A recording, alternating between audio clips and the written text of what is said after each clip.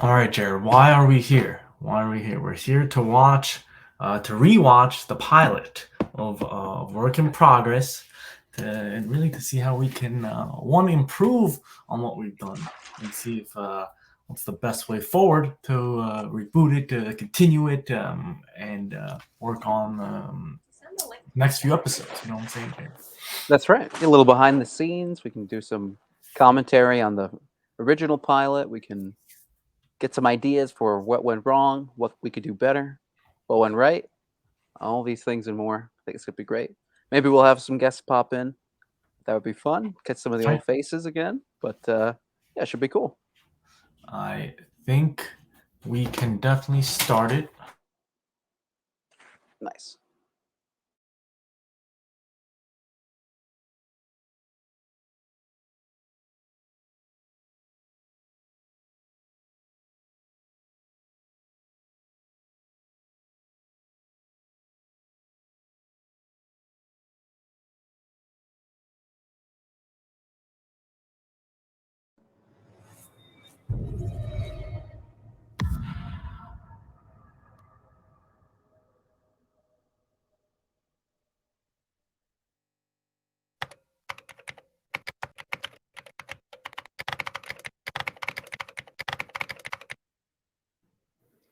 I don't trust any of them. What?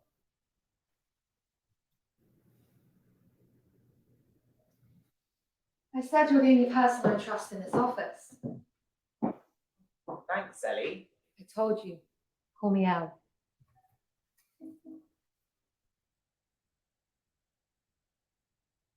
So right off the bat, Jared, what do you see? Any commentaries? So that was the opening. That was the opening scene. Mhm. Technically, that was only the first 30 seconds in the opening, but thoughts on maybe just just even like the segment, just the. I know we were talking about a theme song a little bit, and even like I remember like an animation. We were talking about an animation where it was like a plane flying, you know what I'm saying? And a That's piece of right. paper was being tossed. And it's Kinda something gonna that be we like- didn't know any animators before, but we do now, or I know now, you know what I'm saying? That's So right. we can definitely make that a reality now, you know what I'm saying? Whereas before, I think we just said, let's just put that thing, just type it up, save save a lot of headache. But yeah, it's something that for the future ones, we can get a proper whatever 20, 30-second animation done. That's right. Yeah, get all the cast credit names in there. It was going to kind of be something like that Dunder Mifflin ad in that episode of The Office where it's like a piece of paper going through all these different stages. It's an airplane. It's a little ball someone tosses into the trash bin, whatever. But it was going to be for the film office. That would have been cool. Yeah, we could definitely do something like that. Open with a little bit more of a bang, I think. It's I good to agree. see like the mundane side of the office, and it's a good introduction to Ellie. But I think who knows which characters we'll even have? We'll have to see who's going to be in there, what kind of zany person we can maybe open on, some kind of shenanigans. Yeah, to definitely some really shenanigans. laugh out of the gate. Like even just something where it's more like a little bit more exciting emotion. Where it could be like a montage of everybody getting to the office. I know we talked about montage before, but everybody just like whatever their day to day is happening. Maybe one person's running to the office, they're late. Maybe one person's in the elevator. Maybe one person is still sleeping. Things like that. Yeah. Maybe there's something there, Jared. You know what I'm saying, with like some kind of montage effect. Maybe one's in the parking lot. Sliding over. You know what I'm saying? It can be. I don't know, different things. Maybe one of them's already really early there at the desk. Definitely something more, because that was and then this is like after storytelling, Jerry. So That's after right. tell more stories, we come back to it, and it's good seeing it with these eyes, being like, oh yeah, maybe we could have a little bit more of a better hook there at the beginning. Yeah, maybe there's even some way to open it with it's like the aftermath of a big release that they're doing, like it's their new project, and everybody's hyped, and maybe this is like they find out that it's a bomb. Like they're waiting for the reviews to come in. Yeah. It's a very hyped day at the office, and they Yeah. get it, and the Maybe review they're all embargo is lifted. Maybe they're It's all all huddled around their banned. like one computer or something, waiting for Absolutely. waiting for and they just keep refreshing the page, and then the web browser, and then all these articles pop up about the reviews. You know what I'm saying? And yeah, they could just be one bad one after another. That could be interesting. Lots of options here, Jared. I hope you're writing all this down, Jared. That's all there. There we go. There we go. All right, let's continue watching. Hmm? Is she still watching? Oh, clear. That was a close one. Honestly, kind of for a minute, felt like we were really working, right? That did. It did. Yeah, you know the rule. Feels like we're doing something wrong. It's true. So there are a number of rules we follow here at Avalon Pictures. Never ask questions you don't know the answer to. Never mention the movie Lady Bird. Always commit 100%. And above all else, never do work. So one of the best parts, one of the best things that was making this feel like a mockumentary was this cut to the camera, and only a few others have done this well.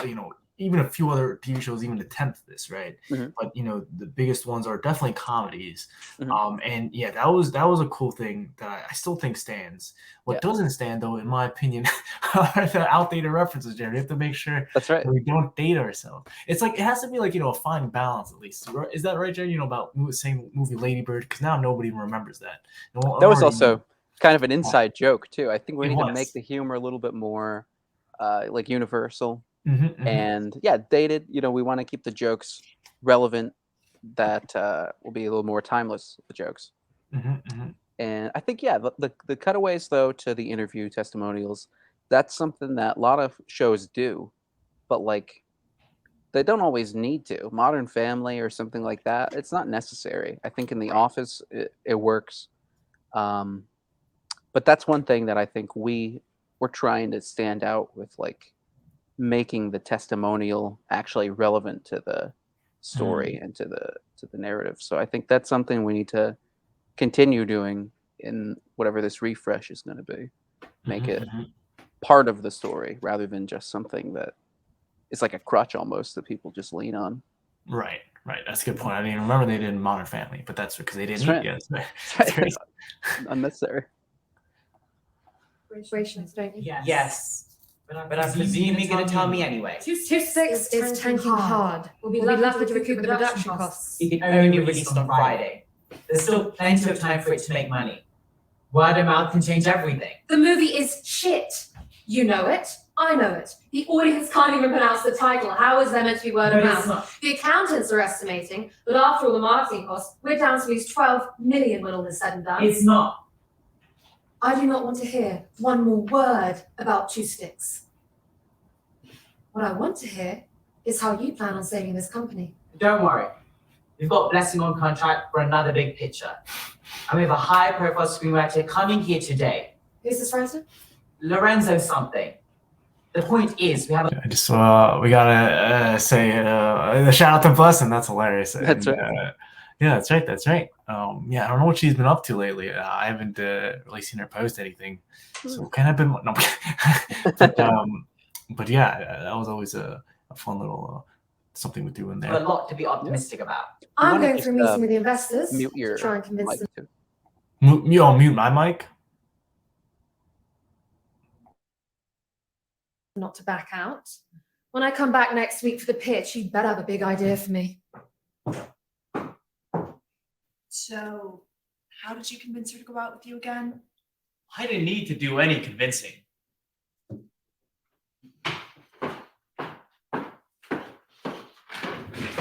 Ellie, it's always a pleasure. I don't trust Giggs either, but he doesn't know that. He's too easy on them. He lets them run rampant around the office. That's why I try to spend as little time there as possible.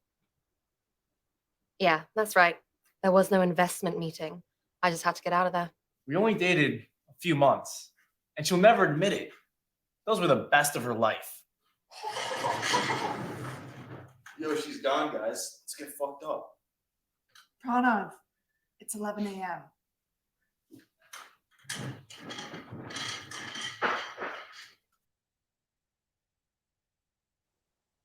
it's funny. Looking at it, like it was super cool. We got The Office, but you can like even we got a lot better, and even in this Tony sketch stuff, we definitely did a better job.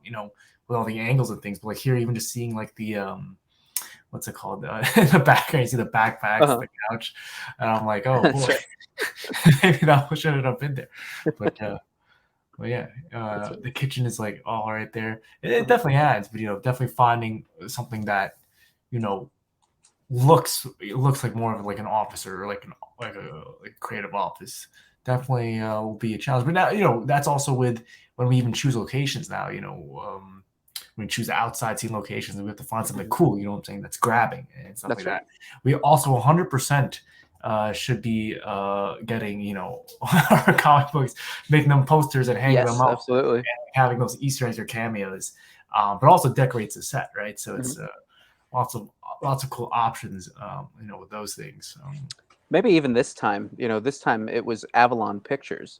Maybe this time we just go ahead and call it like Noumena, and it can be even more self-referential, and we can still have the big hit project be Chimera, which is kind of a joke to us because it's the one project that got away that we never ended up being able to make. But that could be funny. And then we have like the comics and stuff like that, and we get the posters of Lost Magic and Star Catchers.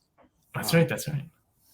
But yeah, I mean, I think all these scenes too so far at the beginning, a lot of exposition, but I think it goes very well. I think it's still got some punchy dialogue, and it feels natural enough coming out with the exposition about how you dated Ellie and this and that. But yeah, I think this time around we're gonna have probably more or less a whole new cast of characters. So it'll be interesting to see what kind of exposition we need to work in there and how we're setting everybody up, how we're introducing everybody's character. Also, I think just more physicality to any of the roles or humor, especially when starting out, to kind of really grab people versus just sitting down at our desks. Something definitely to look into and think about how we can do. And again, it's like, especially, it's funny because now even telling comics, it's things you need action, and then you need, you need a pace. It's a pacing of a flow, right? And like that keeps people's attention. So definitely, maybe we can bring something like that to it, where there's action, and then there's a exposition and storytelling, explaining. Definitely some things to think about. Absolutely. Arman, Sure thing, boss. I'm going to be in a meeting with a potential new writer. I don't need to tell you how important it is that this meeting goes well. The future of this company depends on the success of our next project. Then look no further. Have I told you about Star Catchers? No. We ran with your idea last time. And look how our 2 sits came out. Ellie's not happy with you. And I tried to cover for you as best as I could. But we're bleeding money right now. We need to show a new face to the investors. Someone they can really get behind. But the investors love me. I need you to promise you won't sabotage this meeting. Absolutely. I think you made it crystal clear. Have I? Have I really? Wait, seriously, have I? Arman? Definitely the best chemistry. Going on there between me and Giggs. By the way, and this is a question for Jess. Did Jess see that the Giggs was in New York City Central Park today, and through via Instagram post? That's right. We did see that. We were wondering where he is, if he could come on the stream. But That's right. We're not seeing Giggs tonight, maybe. But maybe we can see him while he's around. It's true. Yeah, I don't know. It's just it's funny. It's the nature of things, though. It's funny how we were like so close, but then just naturally because of time and location and everything like that. Now we're not close. Now we didn't even know he was literally in New York. But these things happen. But it's always like kind of cool to see. Again, it's kind of like that time capsule, in work in progress, represents that time period and how we were all together at that one point. Yeah, that's what we always talked about too. Was whenever we graduate and all these people would be moving out to LA and all these other places, but these would always be little things we could look back on and enjoy having That's these right. films that we shot. That is So, right. yeah, very cool.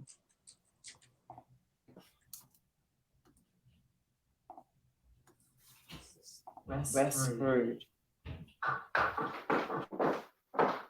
Hi. I'm here to see gigs.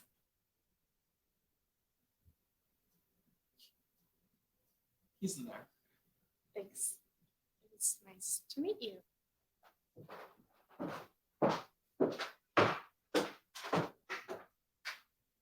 That went well. I remember our favorite thing was the ensemble staging. I think that worked well there. Yeah, I think that looks pretty nice. Yeah, the staging, the blocking. I think also the interactions with the camera, like how you winked at the camera in the other scene. A lot of these mockumentaries as well, they don't really take advantage of the setup of there's a camera crew and the people know that the camera crew's there. It's not a secret. But even like going back again, Modern Family, that's a show that never really had to be a mockumentary, and they never interacted with the crew. They never really had any reason for a crew to be there. I think it's something that you have to like take note of it in the story. The characters have to be aware of it and interact like that. And Lauren looked at the camera as well, like, what the hell is this guy doing? I think that's something that we definitely need to continue leaning into, because that's one thing that makes it stand out, and it's also a good way to set up a lot of jokes too.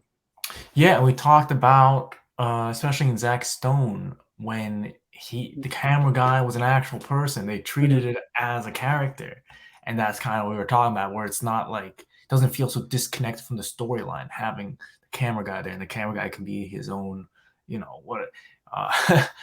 own person or character. So definitely, lots of possibilities to play with. For sure. Come in. Hi. Gigs?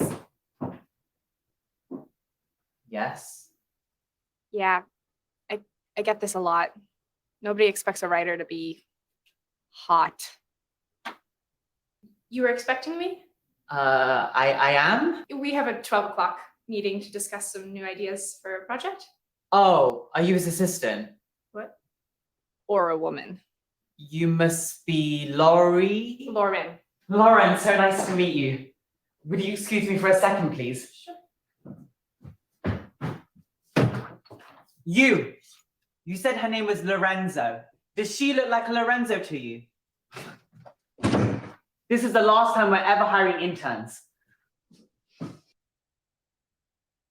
And that is favorite gag. The scene stealer, you know what I'm saying? It's one of those things where we talked about the absurdity of the situation, right? And that's what makes it even more funny, right? The ridiculousness that he is like excusing himself to walk just a few feet away from her, out the door, out of the office, out the door, to yell at the intern, and she turns around and it's like right there, you know what I'm saying? And she can hear everything, and he acts, and he just comes in like everything's cool and normal, and as if he just didn't do that. It's one of those things where a lot of times, I see this a lot, especially like these old school comedies where they go, like, somebody gets angry, they're very calm, they go into another room, and then they like yell as loud as they can, thinking that nobody can hear them, but then they pan out and everybody can hear them. You know what I'm saying? Like sometimes when the teachers gets angry at classroom, will just go like next door, yell, and then come back and start teaching as if nothing happened. But when he's yelling at all the students are looking at you like, what's happening? So there definitely is something like that where it's like in his head he thinks, oh, this is perfectly like cool and she can hear, but like the actual situation isn't like that at all. Everybody can actually hear what he's doing. Yeah, I think that's a good thing to remember in comedy, right? In comedy is like everybody's trying to always seem like very cool or normal or whatever. So regardless of whatever personal chaos they're trying to juggle or to hide, like at the end of the day, they're trying to look like Gigs there in that scene. Like, oh, I'm screaming at the intern, and then I come back, oh, hey, like, I'm still trying to impress you and act normal. So I think that was good and very well done by Gigs too. And then of course Ross, intern in the closet, no lines. I think that's a gag that we definitely it'd be worth bringing back. I think that's so funny. And how much story, how much can we do with one character, giving them potentially no lines at all? Like we'll have to see how long we could drag that gag out for, but maybe for the whole season. Maybe 6 episodes in the season finale, he's like about to talk, and that's when we cut the camera. That's the cliffhanger or something like that. We'll have to see. Like that.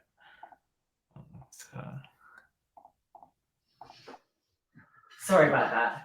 Our accountant needed to see me urgently. But let's talk about you and all the great ideas you have for our next picture. Who is that woman that Gigs is talking to? Must be the new writer he's bringing on. A new writer? Is one of us getting fired? Maybe you all get fired. What? No, Gigs loves me, and I think you guys as well. Why would he fire any of us? This looks like a job for Inspector Detective. Jesus Christ, this guy's, I swear. Has Inspector ever had a case he didn't solve? Many. Yes. Yeah. Is it even a question? That's not it. Honestly, Yeah. yesterday, the day before, every You still single haven't day. returned my sandals. You house sat my cat and he hasn't come back yet. Who's Inspector Detective, you ask?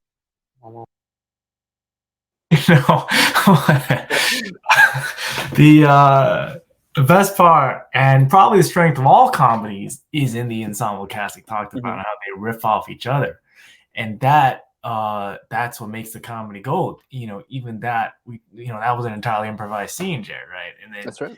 It was one of those things where it just worked, and we did actually a couple of them. And then that was the best one. I thought that was hilarious. Just even looking back, like that's one of the things, the highlights. It's like that was it, Yeah, we just kind of gave people a little bit of like a scenario. Okay, you just vamp, you guys. This is what we're getting towards at the end of the scene. Get there, like you guys, just banter, use your chemistry, and I think that it's a thing where you have to have really great comedic actors with good skill like that, and I think they all did for sure. Dylan's But yeah, we have to definitely do that. Keep the improv in there. That's right. Wow. He's a loose cannon. He doesn't play by the rules, but he gets the job done. I love the idea, but we're looking for a genre picture right now. Something that has a lot of commercial appeal.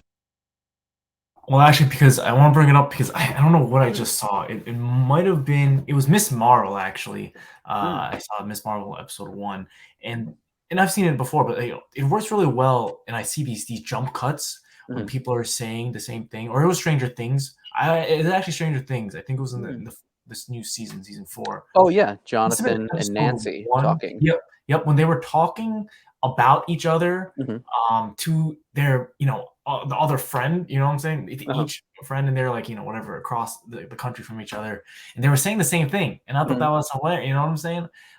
But it worked really well, and and kind of like that. I saying I think more things like that. It's cool. It keeps people on edge. It keeps people's attention. I think that's definitely something more to look into, Jared. When you creating a scenario, especially that thing was pretty powerful, between the Nancy and thing, because they were saying things to their best friend that they weren't saying to anybody, each other. You know what I'm saying? And it's just like, what? Even though they were both thinking the same thing. And so definitely means a lot more. So yeah, for sure. And I think that it's another one of those ways that you can take advantage of the format of like, oh, there's a camera crew filming them.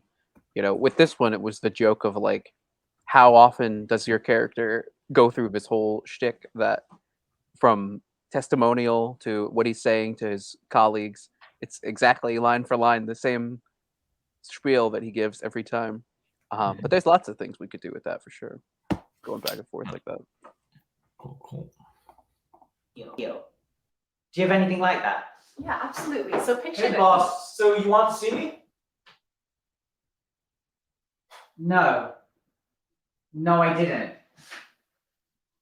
Right. So we were just debating out there whether or not you could fire us. And So can you?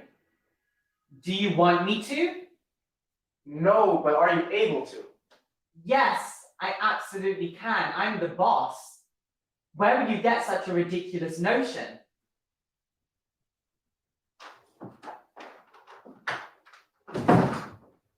Sorry about that. That's Arman, one of our writers.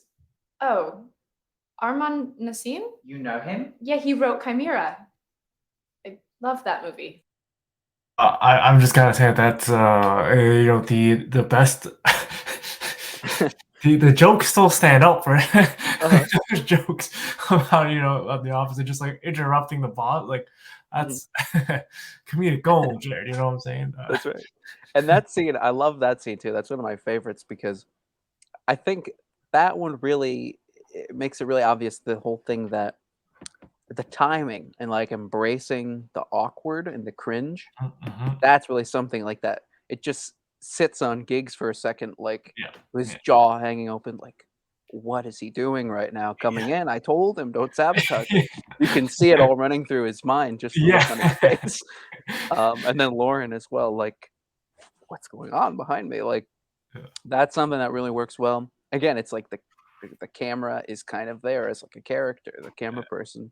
And I remember we did that quite a few times because the choreography too of the camera in a mockumentary like that. I think that's really something. It's like the camera really has to be part of the experience. It has to be like a character like that they're whipping back and forth. Exactly. Like the cameraman's actually looking back and forth. Yeah, like he's like, what's am happening? I actually watching this right now? Like, Yeah. this is crazy. He's trying to capture. He's like, what's Gigs gonna say next? You know what I'm saying? Like, what's happening here? Did he actually just break it? Yeah, no, definitely adds that character effect to it. Yeah. And then that scene later too with Lauren and Scott when you interrupt, same kind of thing. It's like it's got to be choreographed and like the timings have to hit really just the right note. It adds to the comedy too, like just the framing of it without even having to write in an extra joke. It's just like people can feel that timing and they can really experience for themselves how awkward it is. That's right. And that's the secret to cringe comedy. There we go. Gotta bring back the cringe. Chimera was the first movie we ever made, before we were even Avalon Pictures. When Arman, Ellie, and I graduated from NYU, we wanted to get our movie made, but no one would finance someone fresh out of school. So we had to do it ourselves. It was a psychological horror film that was shot in the woods with a cast of 6 people. It cost over $10,000 to make, but made over $200 million at the box office. Arman wrote it. He still won't let me live it down. What? He's not gonna fire us. Case closed. You were able to speak while she was in the room. Not only that, but I spoke eloquently. I'm sure you stole her heart. Not yet, but I've got something that will, that transcends words. I love it. Have you pitched it to anyone else? No, you're the first. We'll figure out your contract when my partner comes in later this week. But she's going to love your idea. But let's get you set up so you can start working. Sounds great. Hey, Gigs. I'm just gonna go to the gym right now. You guys have a gym? No, we don't.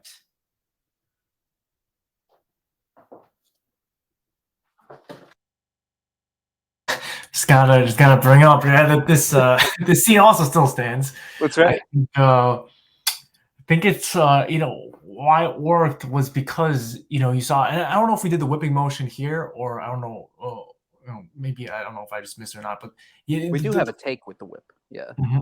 The fact that we pan back to Gigs and Gigs was like, didn't I just tell you to leave? And then he's like, and then he's back. You know what I'm saying? And saying some more ridiculous things that are not about the meeting or the conversation that's at hand.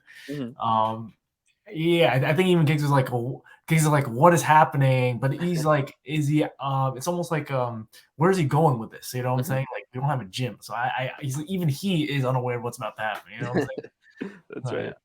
Yeah, I mean, this bit holds up. Maybe this is another gag that's worth bringing back as well. But it's also too. It makes me think like a big part of the arc of this one, and in a lot of sitcoms, you have kind of like the audience surrogate character. In this one, it was Lauren, like the new person coming into the office, meeting everybody, seeing the chaos firsthand. In Friends, the pilot is like Rachel running away from her wedding, and she meets all the friends and everything. So I think we have to figure how we're going to go about that again in this new version, and maybe it's another new writer comes in like this or something else. But yeah, that's definitely something I think to think about as well. What is that entry point into the new pilot? Is it going to be a new writer? Is it going to be maybe it's a film crew is coming in because this company just had another huge flop, and that's what we're seeing. The camera crew sets up because they've got this high profile project that they're releasing. They're expecting the reviews, whatever. They think it's going to be like a really triumphant behind the scenes with their filming, and it's actually going to be catastrophically bad. Right. Things to think about. Things definitely to think about. And we'll get there, Jared.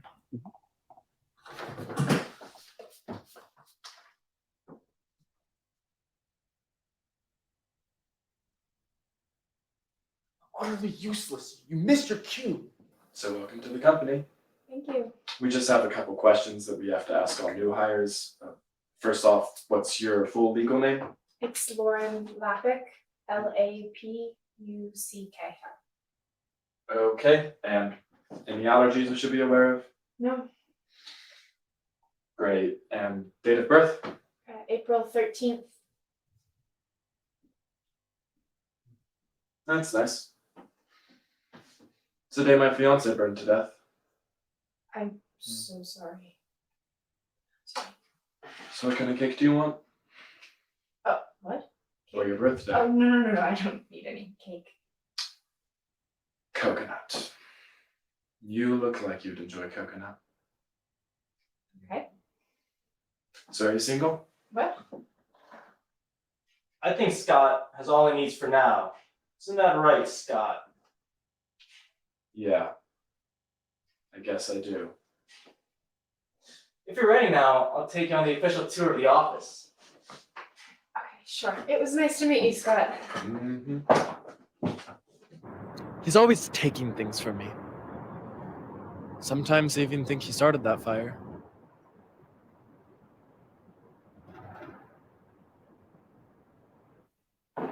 And this fine.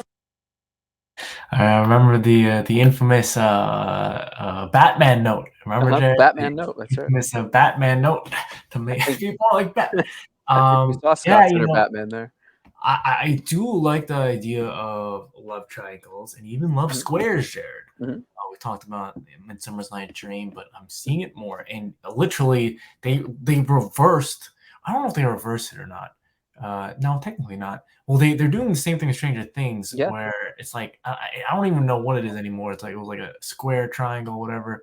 But now it's like still that triangle between Nancy has to decide between the brother Will Byers or no? Yeah, Will's brother Jonathan Byers or Steve, right? And it's so I see it all the time, and that dynamic works really well. So because you don't know what are they going to end up with, and both options are good choices. I mean, technically, Stranger Things even did, I think it was season 2 or 3, where the mother of Finn. Well, I don't know what his character's name is. Mike's mom had to choose between her husband or the brother of Max, whatever his name, Billy, right? So she had to choose between her husband or Billy. Talking about her, and it's like even then the audience didn't know which one she was going to choose, because she had good reasons for choosing both, right? So it's one of those things that it works well, and it's tale as old as time, and it's something definitely to maybe hammer in on, and of course, like we'll have to do better than over there, but definitely something to keep in mind. They could even be more like that square we're talking about, because then you added Robin, season 3, and that threw everything for a spin, and then even in the beginning of season 4.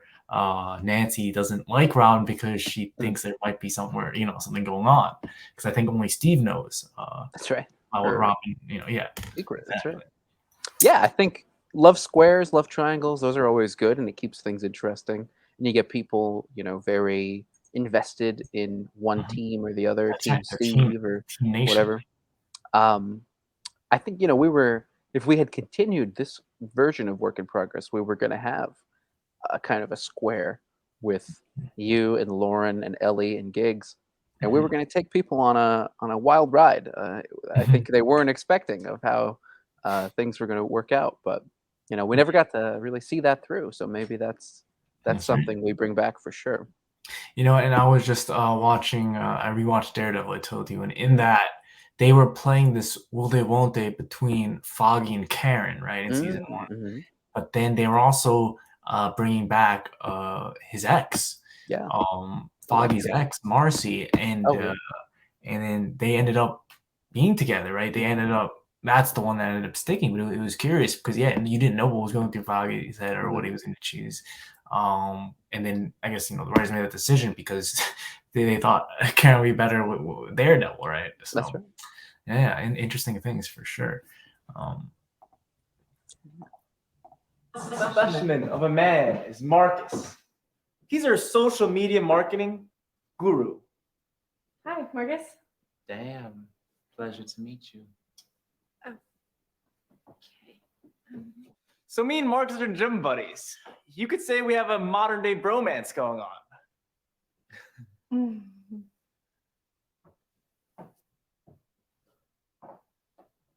We're not friends. We don't go to the gym together. I've never seen him outside of this office. Honestly, he's annoying. He's always taking his shirt off. He thinks he's got muscles. He's small. I'll show you muscles. Boom, boom, boom. See, these are muscles. See how easy it is to take your shirt off? Anyone can do it. And here we have our resident genius, Christine. I don't know what we would do without her. She knows everything there is to know about technology. Wow, that's me. So next time you get one of those porn viruses, you know who to call. 3 years ago, they had me come in to help them finish one of the films they were editing. I guess that means they think I know all things technology, so they've been having me fix basically everything. I have no idea what I'm doing. I'm basically making it up as I go along. Yesterday, they asked me to fix one of their printers. You'd be amazed at what you can look up on Google. And this is our accountant.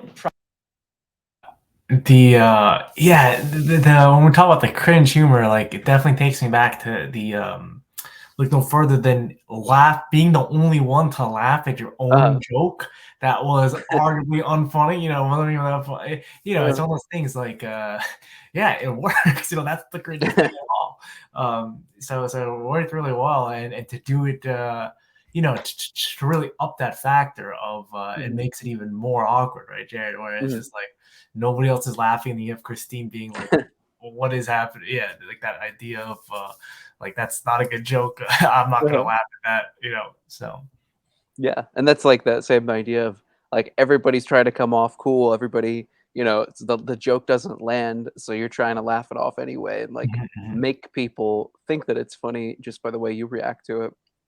But yeah, I think this part with Marcus, Christine, and Pranav, this is probably the best set of character introductions too, because just in a minute of screen time, we really introduce all three of those characters and really show what they're about, with just a couple of lines. So I think that. And there's even the fourth character that I think you're forgetting, but that's right. also introduced in this a little bit. But actually, I think we're doing the all character. We'll keep looking.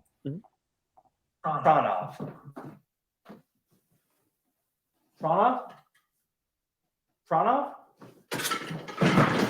Oh my God, is he okay? Yeah, that's just Pranav. Can you call 911? Yeah, no, third time this week, right? Yeah. Send an ambulance. Is this where we keep the office supplies? Oh, this is actually our intern, Ross.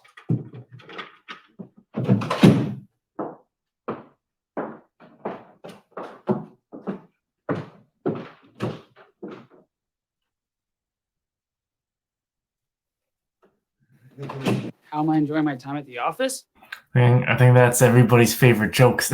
everybody loves that.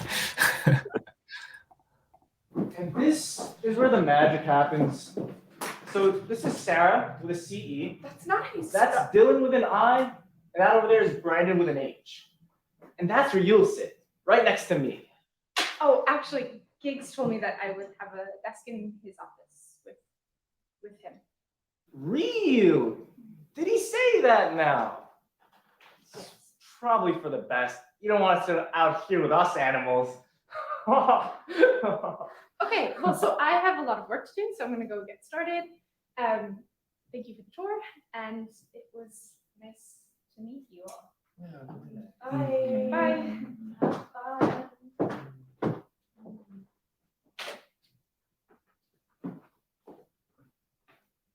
What did I get myself into? Yeah, the new girl's been really great. She's a good fit for our team. Wait, what are you implying?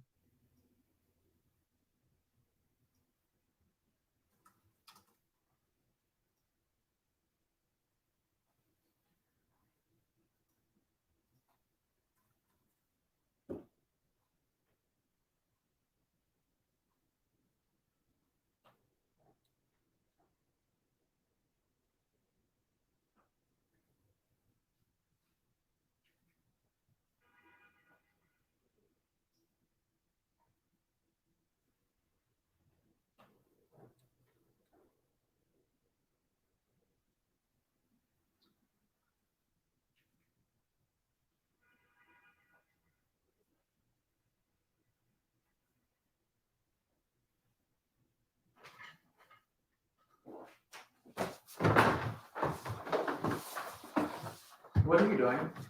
Shh.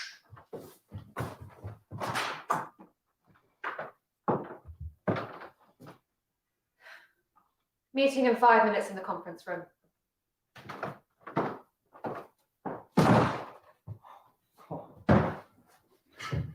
Phew. That was a close one, you guys. Wow, I actually really liked seeing him be physically hurting on the ground. It just felt natural. Like this feels a little forced to me. Yeah. Maybe you should just get back down Yeah. on the ground. I was hiding. Like in fact, it was like full incognito. It was invisible. Oh, in your That's- pineapple shirt. We talk about coming back to that table with having that, that eccentric characters, around that round table and for that improv. Yeah, it worked really well. And again, I don't know if I said it before, but that's, that to me, that was like the highlight, always going back to there. So yeah, maybe more of that, Jared. You know what I'm saying? Maybe more. Yeah. But even it was good. It's good enough as it is. But I was just curious because I think right now is where it's switching over, and I don't know if I'm even correct in the first act or second act, but it feels like. Where would you consider the first act to have ended, Jared? By the way, I think the first act ends when Lauren walks into the office. Okay. We've kind of done the setup of everybody, and then this new person is coming into this uncharted territory for her. Is that true though? I know if she walks in at 4 minutes though, it can't be. Maybe. I don't know. I mean, I think that was after you finish giving her the tour. That's really the midpoint. So I think the conference room. Maybe it's after the meeting with Giggs. When he's like, okay, you're then wait here, or take the tour around he's like, all right, we'd like to work with you and stuff like that. Maybe that's and then he's like, make sure you meet everybody or go to HR. I think maybe that's the switching off point. I think that's kind of like the break into Act 2. I guess her arrival is really like that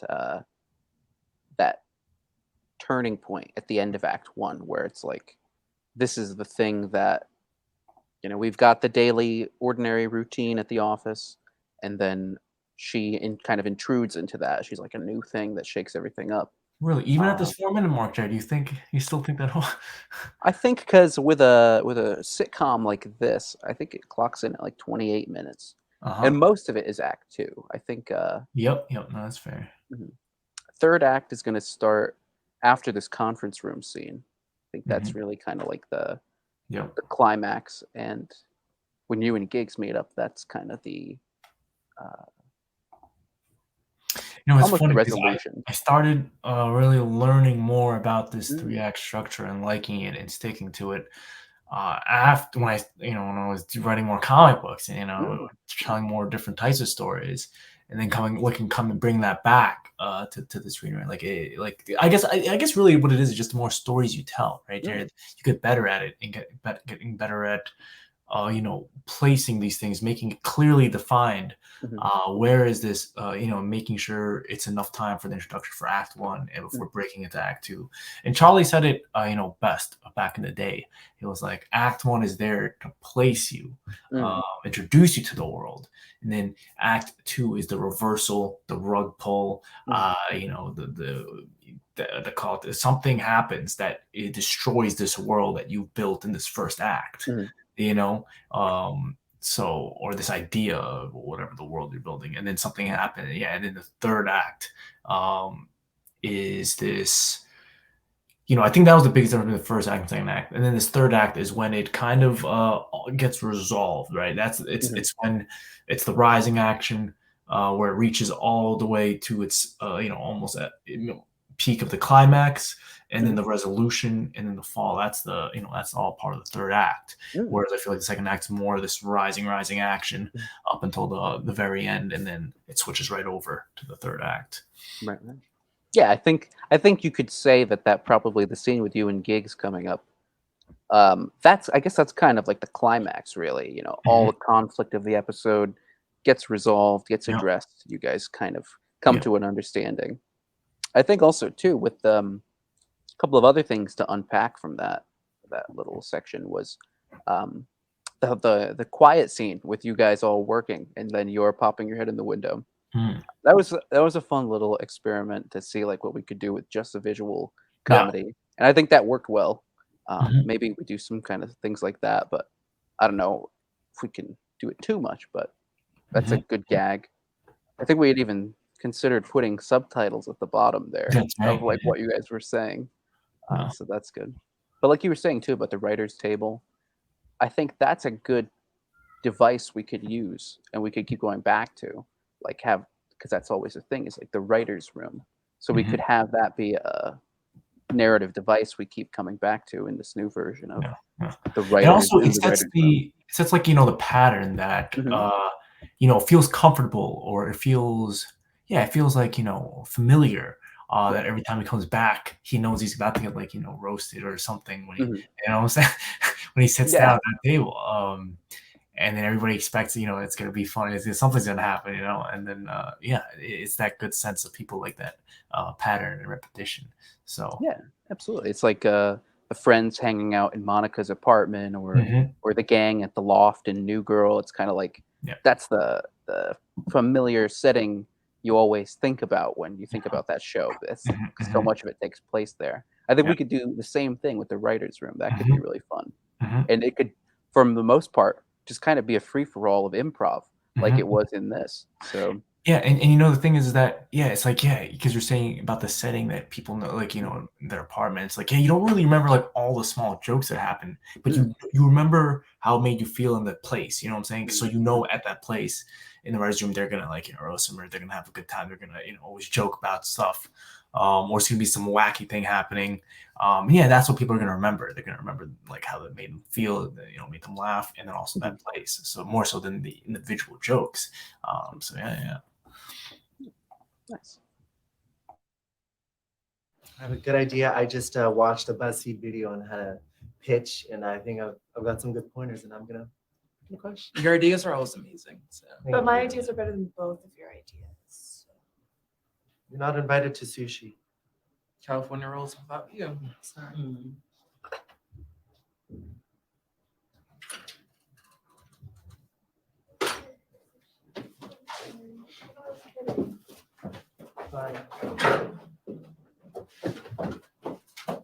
Do you hear like a fly or something?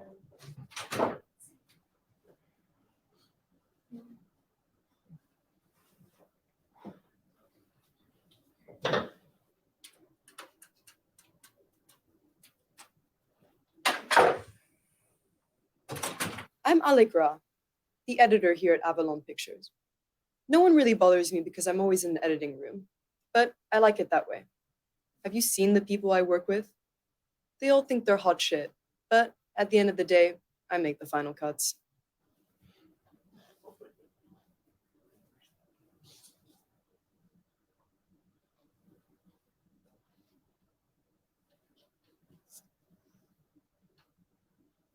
Dude, he's already at third base. Hi, everyone. As you know, we're in a tough spot right now, so we really need a big idea for our next project. Something that's going to be a hit. So we brought in Lauren to inject some life and fresh ideas into this office. But I know you've all been brainstorming, so let's see what you've come up with. Lauren, why don't you start? Thanks, Al. Wait, are we gonna wait for Scott? Absolutely not. Oh. Okay. So, So that was the legend of Scott who couldn't make it, but then we had to write in something that made it make sense. I think he was the only one who couldn't make it that day, and then we had to we just threw that out there, and it's like one of those inside jokes, but also stands in the continuity, and it makes sense, and it goes against the rivalry, so it makes it's also funny. Yeah, that's one of those great improv moments that, like you said, it fits with their dynamic. That of course you wouldn't want him there. Let's continue without him. Hate that guy. And he said before he hates you guys. You know, he wants you guys to hopefully all get fired. So that was a great moment. And I think too that a lot of nice gags in there of like, you know, everybody coming in the room and you guys are all fighting to sit next to Lauren. We're talking about the physicality, like that's definitely one of the physicality humor for sure. And then even like the shot too, when Ross puts his arm around Lauren, it's you know, you got Marcus in the background, everybody reacting. I've always liked that kind of having the depth of the shot and like things happening at multiple levels. And I think that's again with like the blocking and the choreography of some of these things that we can get a lot of good sight gags in that way with whatever's happening in one part of the shot, the absurdity. You know, people are reacting to it. We don't even have to cut away from it. It's just kind of they're there seeing, reacting, and you don't need the, you know, someone jimming the camera or something. It's just kind of the reactions are part of the joke itself. That's a good thing. The reactions are part of the joke. Yeah. my story is a modern day Western where a young boy runs away from his troubled household and he finds a cache of gold bullion from the gold rush.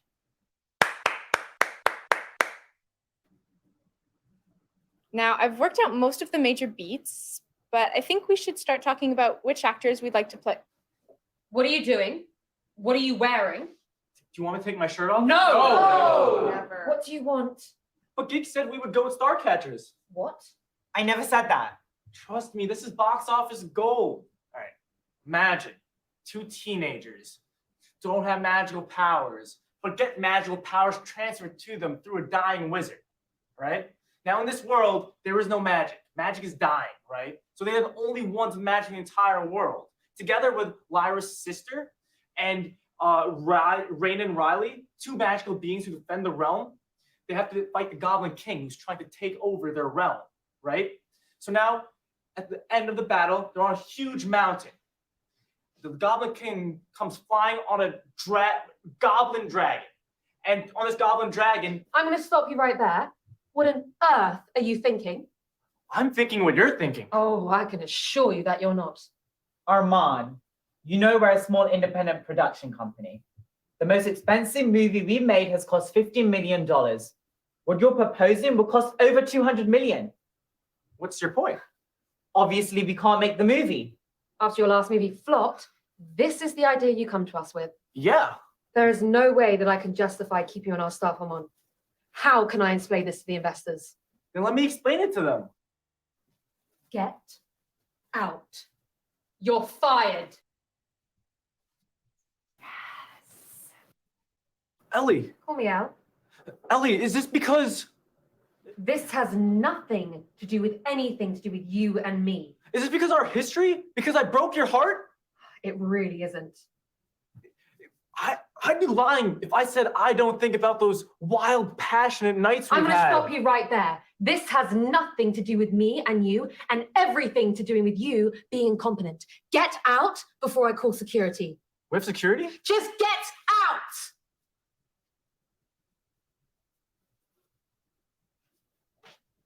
Okay, we've had Lauren's idea. Let's hear the rest of them.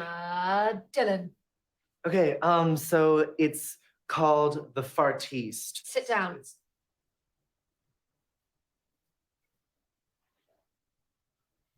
Sarah? Picture this. A pimp gets arrested and he has to go to jail. So the prostitute takes over the brothel. I've had enough. Brandon. Here's a log line. In lust, in love, incest. Stop right there. Are you telling me that none of you So that was a lot. Man, it's so A funny. lot was happening there, and a lot of it came from Charlie's screenwriting class. I think all of it came from Yeah, Charlie's class. and you know, just even like the improv, like literally saying the story of Lost Magic, Mhm. not Lost Magic, or Starcatchers. Mhm. It was so wild and out there.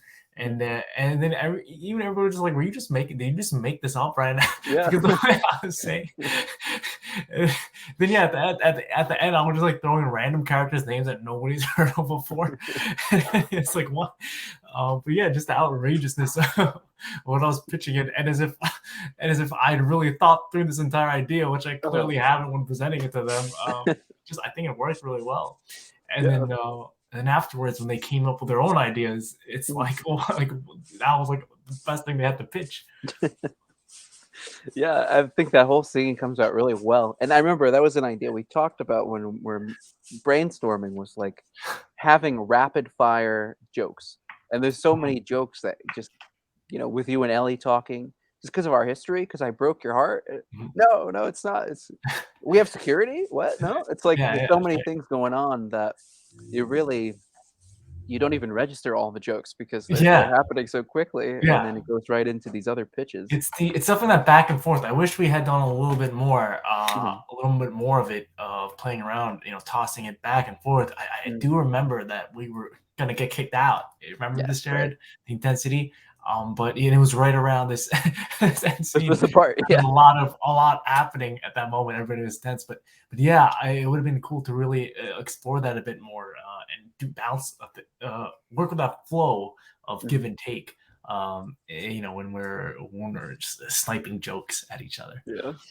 Yeah, I think we've done a bit more of that now with like Thinly Sketch, just letting people just go back and forth and film it, and if it works, then great, we got it on camera. If it doesn't work, whatever, we'll just toss it. But like just seeing what comes out, that's always fun. But yeah, this whole scene by that point was rushed for sure. We were just trying to get the essentials, and I'm amazed that we actually did get everything we needed.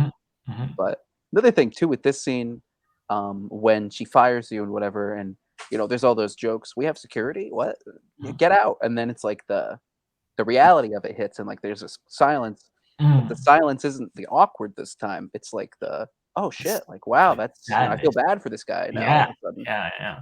And then when we come back later with you and Giggs in your apartment, then it's like the heart to heart conversation. And I think that's something we always kept in mind with this too, was making sure that it had that heart and like that. You really feel for the characters. You like the characters, and it comes back to that heart always with all these jokes going on. Even still, it's got this like real, like heart, like The Office or something like that. It's always you're sympathizing with these characters, and you just really like everybody.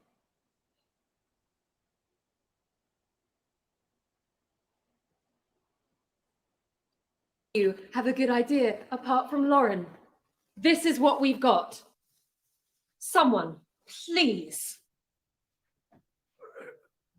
I got an idea. Pranav, you're not even in development. Wait till you hear this, guys. Two lovers separated by death, by a tragic accident, but then they'll soon discover that they've never been closer together. You guys know the multiverse theory, right? Okay. So none of you have any ideas. I guess we're done here.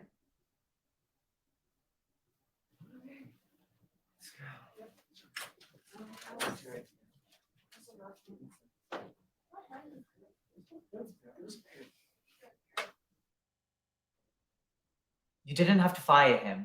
Of course I had to. After everything he's done these last few years, there's no reason to keep him here. We wouldn't be here today if it weren't for him. He doesn't do any work. That is literally one of his stupid, made-up rules. He hasn't had a good idea since Chimera. I actually liked the pitch you just gave. Granted, it's a little out of our budget, but the two of you wanted a big idea. I think he might have given us one. But we can't afford it. And even if we could, which we can't, the investors would never fund it after his last flop. So why don't we get new investors then? Or invest in ourselves? You'd risk your own money on one of Arman's ideas. We have before. But Lauren's pitch was great. And I can convince the investors to fund it easily.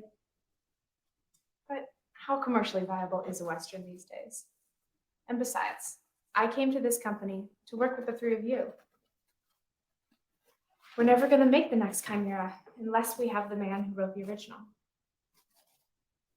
Even though he scares me a little bit.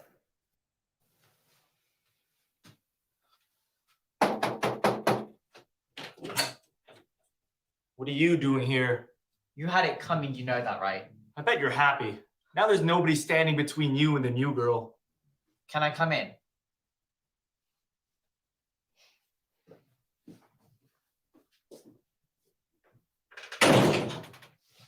So what are you doing here? I want to talk about what happened. There's nothing to talk about. You took Ellie's side. There aren't no sides. We started this company together, the three of us. But you still fired me. You act like my ideas are ridiculous, but they're not. I just wanted more for our company. To create something without limitations.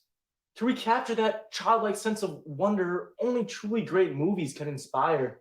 When was the last time one of our movies that we made you feel like that? Not since Chimera, right? We started this company together so we wouldn't have to answer to anyone besides our own imaginations. Not shareholders or investors, just ourselves. But you have to be serious sometimes. You can't play around all of the time. You say we started this company together, but where have you been? I've been the one running everything, taking care of all the employees, cleaning up after your messes. I believed in you all those years ago, and I still do. But I can't cover for you anymore. This is the last time I can clean up your mess. What does that mean? I've smoothed things over with Ellie. Really? Yes, but we both feel like you'll be holding our company back for a very long time. You can see it right here, the shift in tone, which I think was worked incredibly well. Yeah. Where it was a serious heart-to-heart moment, and yes, it had that heart, and I see it again, and it's like, yes, that's what we were getting at. It definitely makes sense. It pulls at the heartstrings. It's like it represents the culmination of everything, the undertones of what was happening in the entire first and second act. You know what I'm saying? Right. It's like, how are they even working together? Why are they working? You know what I'm saying? Yeah. Well, how are they even friends? It comes all these questions get answered. Right here and now. You got to get to see their relationship. And they both are like kind of are more vulnerable. They drop their guards, whatever they were showing on The Office, to the public, but just when it's themselves, they kind of have this close relationship. And whatever they're both, when we talk about sides here, they're both saying things that make sense, right? And that's important. Yeah, and I think too, it's like we were talking about, the heart to heart and feeling sympathetic towards the characters too. You really get to see what they're all about, and like the beginning of all of this, like you said, it's like, how are these people friends? How does this even work? This whole company. Why is this guy, so crazy and off the wall? But then you kind of understand why. It's like Michael Scott. Why is he so delusional and like deluded about everything that his love life and things like this. It's just like, oh, it's actually, as you get to meet the guy and know him more, it's like, oh, this guy's just like very lonely or whatever. He's looking for love, and he's so like desperate, and this kind of thing that he deludes himself. Or like David Brent too, like the other Office. He's always chasing fame. He's chasing like celebrity. He wants to be kind of the center of attention. Like, this is why he always does all these antics. So I think it's good, kind of, maybe even do it like this, where we save it for the end. Kind of, we really show the absurdity, what these characters are capable of, and then at the end we realize, oh, this is like why. Okay, now we can kind of appreciate and sympathize with these characters a little more. Definitely, and even having more of a camaraderie moment, like I think we have it here. I actually don't know if they hug or not towards the end, but having something more like that, where they're good now. There's an understanding where there was some tension butting heads, but then at the end of the day, they're still good. You know what I'm saying? They're still like two peas in a pot. You know what I'm saying there. So yeah, definitely something to think about. But the journey of the arc was good. It still stands. So yeah, absolutely. If this one doesn't work out, this is our last project together. I won't let you down again. Thanks. So how do you convince Ellie? Did you tell her I'd sleep with her? Don't thank me. It was Lauren, actually. Don't get any wrong ideas. How are you guys doing? What? What are you doing here? You're back. Hey.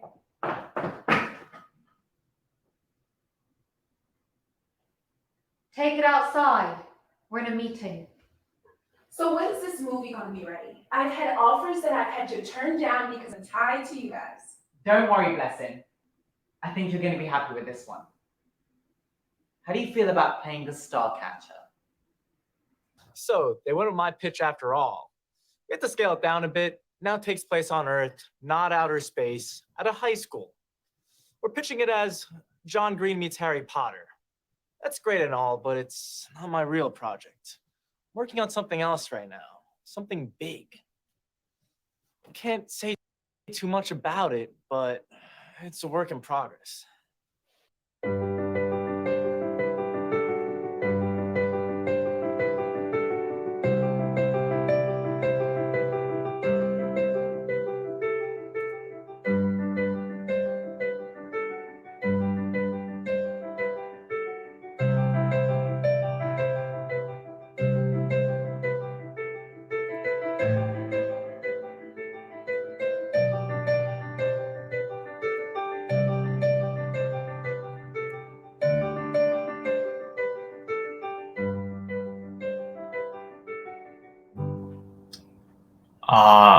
So a lot to unpack there at the ending, or maybe not too much to unpack, but something that that was cool was, especially in the last shot, a lot was happening. We talk about movement, camera movement, feeling the movement of the energy of the scene, and that felt exactly. Honestly, you could even had, I know there was words, being said, but you could have just had the credits already rolling, and it could have been like one of those things that happens as the credits are rolling, where you see him come back saying, "I'm back," to immediately, and I think that was a tracking shot. I think it was all one take. I don't know if that's true or not, but we go inside into the room, and then we're there.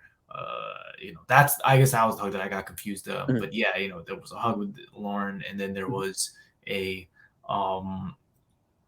then we turned back to see everybody. We saw maybe I don't know how many characters in that one for 30-second clip, and that it was nice. You know what I'm saying? And then it ended nicely. Got a nice Blessing cameo over there. So yeah, it was good. I think from that scene with you and Gigs too, we're talking about the heart to heart, and then it's good right after that. Deflates everything with a joke as well. It's like, oh, you tell Ellie I'd sleep with her? Oh, okay. No, it was Lauren. And the look at the camera, it's like, okay, we're back. Everything's normal again. I think more absurdity. And this is something that, when we talk about it, I'm learning more about it, and I have learned about it in the past few years. It's this thing, that this unspeakable thing called chemistry there. And me and Gage just had it, where it was just like really balancing off one another. And of course, this comes through time, and we were in acting class together, but it was something where you have to work on it and build it. But it was something that it was worked so well, where the flow of the conversation, it just worked, where whereas compare that to the previous one with me and Ellie just going back and forth, it wasn't, not that it didn't work, it just it felt a little more, it wasn't as clear as it was with me and Gigs, maybe is the best way to put it. Yeah, for sure.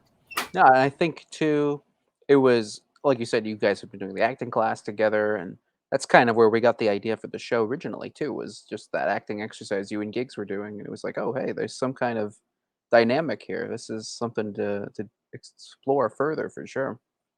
But then yeah, that last scene, it comes in. It was 2 takes, just the take of you coming in with the writers, and then the second shot of you going in, hugging Lauren and everything. And I think that's nice. It ties a little bow on at the end.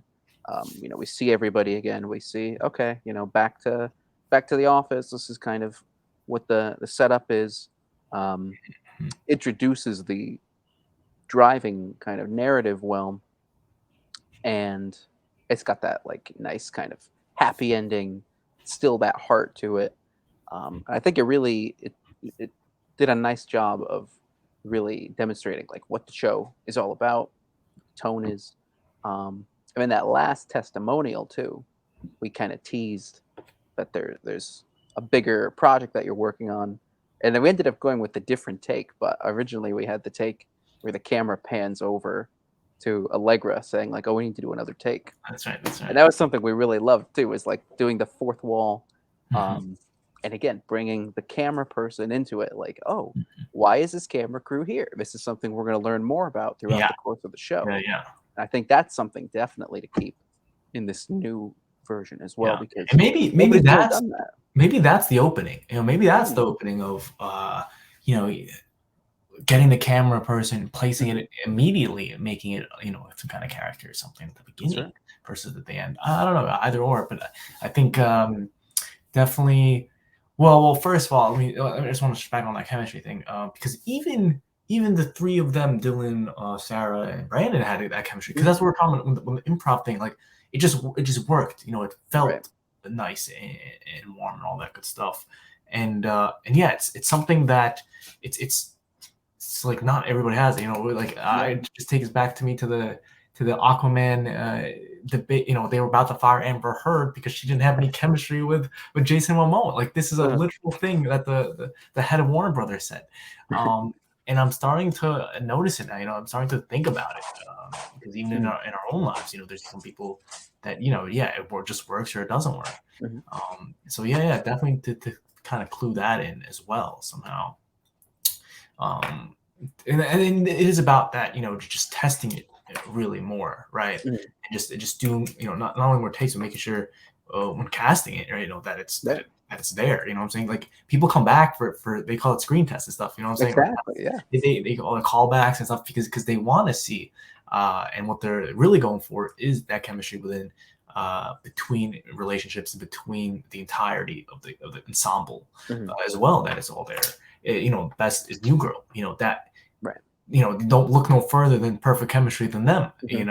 And even Damon, when he came in, like, and he brought a different dynamic to the relationship of the show versus Winston, right?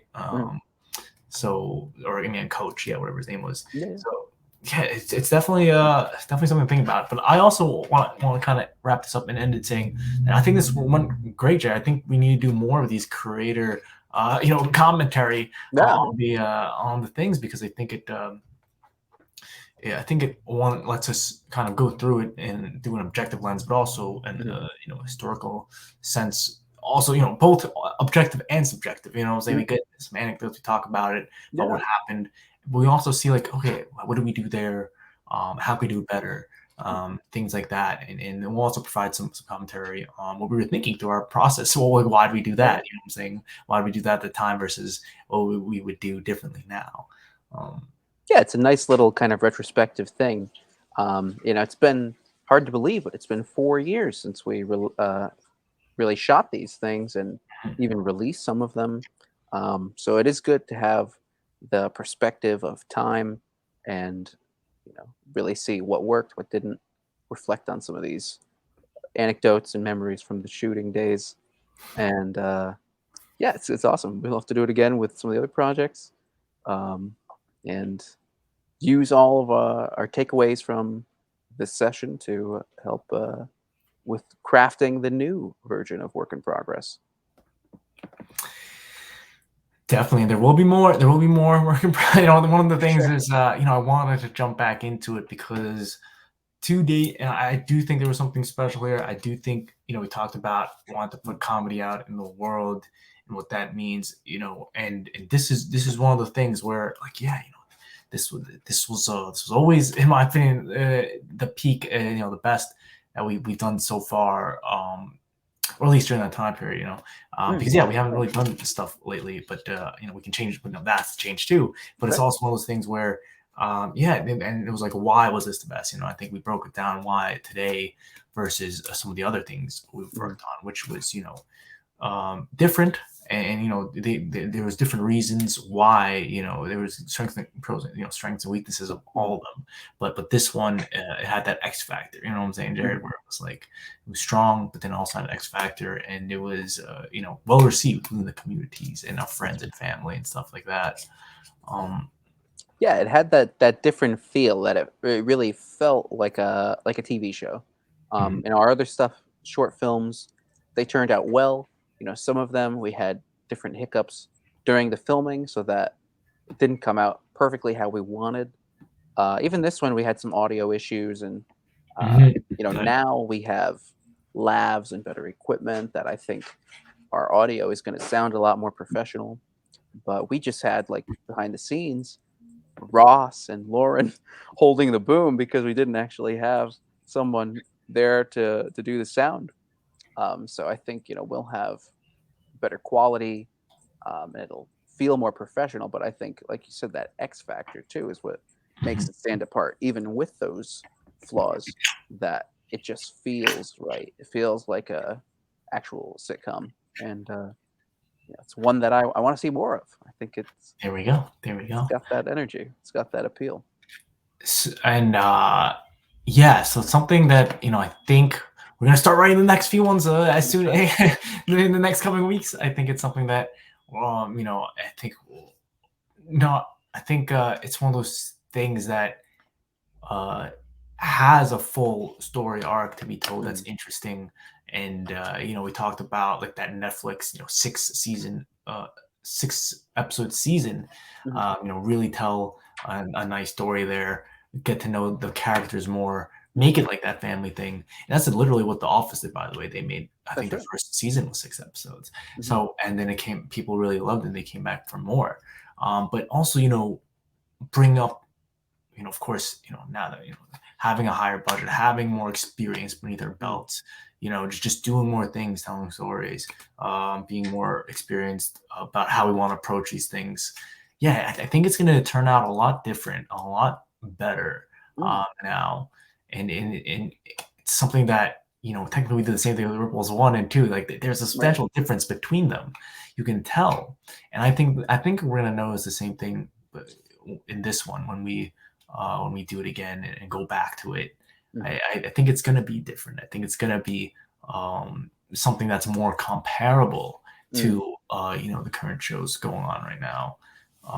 And yeah, that's because we're not, in my opinion, we are competing. We're not competing against the other indie stuff. We're competing against the mainstream, like the actual Office or stuff like that. That's in my opinion, what we're gunning after, to kind of compete with them, with Zach Stone, with all these other ones you were talking about, Modern Family. And I think we can. There's no reason we can't either. Like, just on the basis of quality, production quality, and also it's something I've noticed. Like, we can do literally anything. I'm saying that they can do, and So there's really no barrier in that sense. So yeah, it's just how much are we willing to kind of put our time and effort and resources to kind of make it happen. That's really what it's about, you know. And it's funny because I remember I told you this, Jared, like nobody's gonna care about this more than us. It's funny. It's so true though, but it's like it's and that's what's gonna make it work. You know what I'm saying? That's what's gonna make it work. Where because we care so much, it's gonna be good at the end of the day. Yeah, absolutely. Yeah, I think it holds up well. Some of the jokes are a little dated, but I think, you know, it came out how we wanted. It came out how we imagined, and we had that vision for more. And I think it's going to be a good opportunity now to really expand on that and see where the story takes us. There we go. There we go. All right. Thanks. So this is the first maybe of more. I don't know. Maybe this is the first. This is the work in progress refresh stream, a refresh rewatch stream. The pilot episode we shot.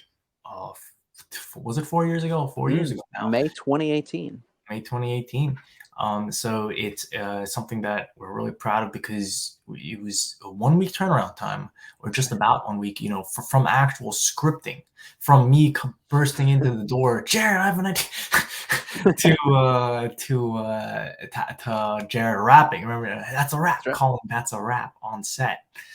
You know, it was about a week, and that's you know, and then of course I didn't take a little longer after that. But you know, it's something that that's probably like nobody can do. Even to even have said that we've done that is an extreme accomplishment, and not many people can say that. So yeah. Thanks for watching, Jared. Any last words? I don't know if Jess is there. She's cooking away, but she says hi and hopes everybody enjoyed. Maybe she'll be on for one of the next refreshes. That's right. That's right. But yeah, hope everybody enjoyed, and come back for more work in progress soon. All right. Bye.